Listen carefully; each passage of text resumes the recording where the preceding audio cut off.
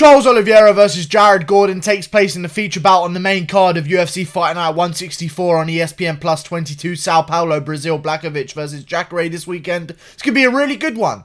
This is a great fight. Let me tell you this. Charles Oliveira might actually be the smartest fighter alive. He is making, I shit you not, some people may not know this, he has won so many times on his contract in a row, in so many different occasions, that he is currently earning $250,000 every single time he fights. $250,000. That is insane for a guy who fights. This guy, if he fought 4 times a year, he'd make $1 million a year. That's crazy. He has really slowly and steadily built up his contract by beating guys ranked below him. And Jared Gordon is a guy that's just that. A guy ranked below him that we've seen lose before. A cakewalk for Charles Oliveira. He should get this one done. Obviously, it's MMA. There are chances. And Jared Gordon could obviously land a flash KO, if you pardon the pun. Jared Flash Gordon coming in. I just don't see anything that's going to give Charles Oliveira problems. I really think you have to be one of the best fighters in the world to beat Charles Oliveira. It just seems to be a theme. Every time Charles Oliveira... And recently, Charles Oliveira has been going at the UFC for not giving him higher ranked opponents. But if I was him... Chill, bro. You're getting a good deal here. You're getting paid the exact same money and earning more and more every single time you enter the cage, fighting guys ranked below you that you should easily beat. Why challenge yourself? You're rising through the rankings, beating guys ranked below you. You can get a title shot that way. If the UFC's not giving you guys ranked in the top 5, which you can't blame them for not doing because you've lost it every single time they've boosted you up the rankings to fight a guy ranked above you. And I look at the rankings here.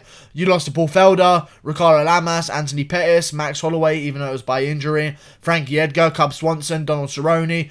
Every single time he gets to jump up in competition, he loses. But he annihilates anyone else below him. So why wouldn't he just keep doing that? He's on a 5-fight win streak right now, coming off a big win over Nick Lentz. Brutal TKO finish. Earning bonuses when he's out there, which is going to give him $300,000 every time he fights. Just keep fighting guys below you and keep putting on nasty performances. I don't see what the problem is. If I was Charles Oliveira, I wouldn't even be going for a belt right now. Why? Why? Max Holloway earned £350,000 against Jose Aldo. If you get a performance bonus, Charles Oliveira, you'll almost make that amount. Okay? You will almost make as much as Max Holloway if you get a performance bonus. That's crazy. And that's Charles Oliveira. Very smart of him. And I think he should continue this streak. And I think he will continue this streak. However, I think if he wins this one, which I'm suspecting he will, I don't see any way that... I just don't see any area that Jared Gordon's going to be able to pose a threat to him. To be honest with you, I think Charles Oliveira, over time, has really been finding a way to utilise his reach. Even coming up from featherweight, he's still a lanky lightweight. Got a good chin on him now at lightweight as well, not cutting so much weight down to featherweight. Looking real good. Obviously, the nasty jiu-jitsu is what he's known for, but recently, his striking has been getting way better. Way better. So I'm looking forward to see what next version of Charles Oliveira we see. I hope he's still passionate.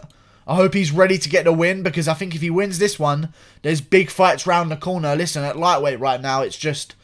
We're waiting to see who gets matched up next. If you look at the rankings, I mean, you've got a bunch of guys that haven't got fights. Kevin Lee, Islam Makhachev, are they going to make that fight between those two? Who knows? If they don't, they're both going to need opponents.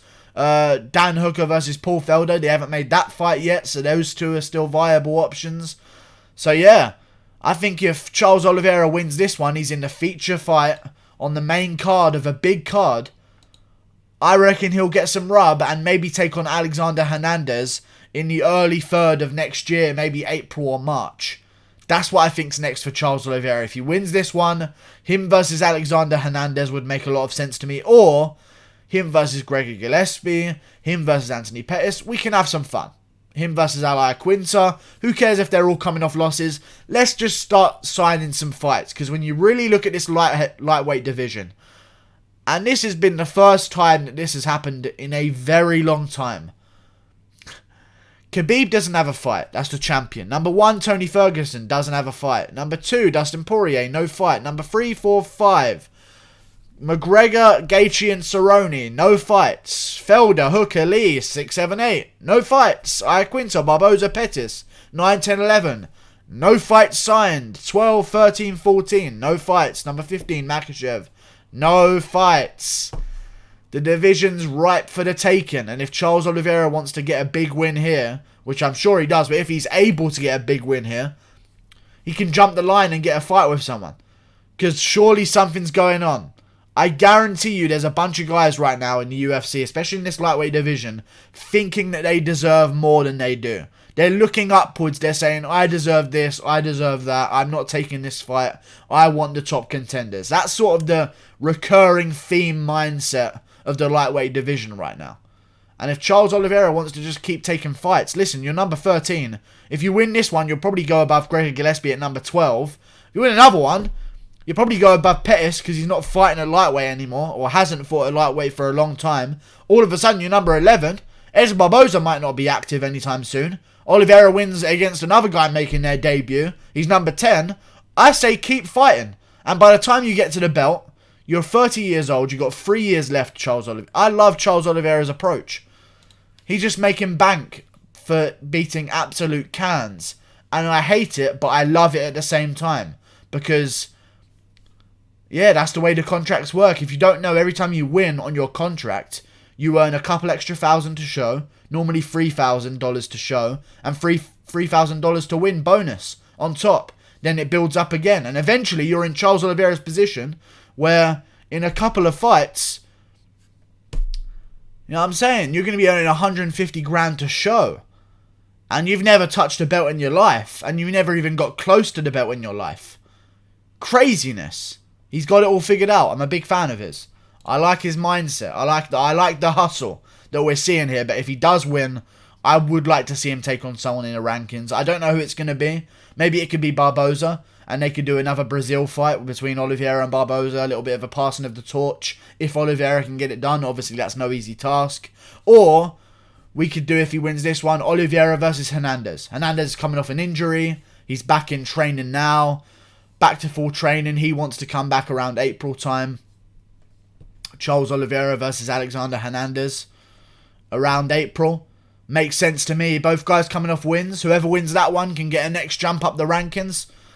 Lightweight needs to start making some fights. They're turning into the bantamweights right now. Jesus Christ. There are no fights signed in that whole division. And Oliveira's got a big fight this weekend. With a lot of eyes on it. So if he can win and call his shot, I'm sure the UFC is going to be all ears. Like and subscribe. Thank you for watching. Click that button there. Goodbye.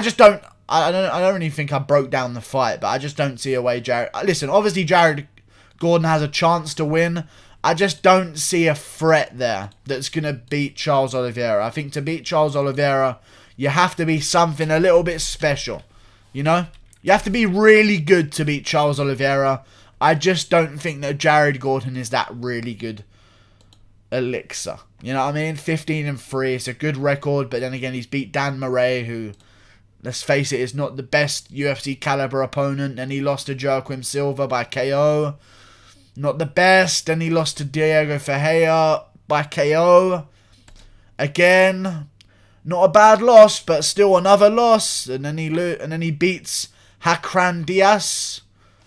You know what I'm saying? Like, these wins don't mean much to me. Then he beats Mikel Quinones, whoever the fuck that is. You know? I just don't like the wins. And I don't like the losses even more. I'm going with Charles Oliveira. I think he's going to take the streak. There's a bunch of guys on this card that people aren't paying attention to. Charles Oliveira is one of them. And James Krause is the other one. James Krause is also another guy. Quietly making a lot of money off of his contract in win bonuses. Every time he wins, he gets a better contract.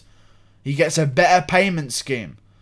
James Krause, 5-fight win streak at welterweight. No one's even noticed him.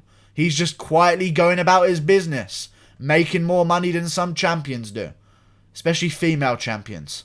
Because they ain't getting paid shit, I'm sure. Like and subscribe. Thank you for watching. Click that button there.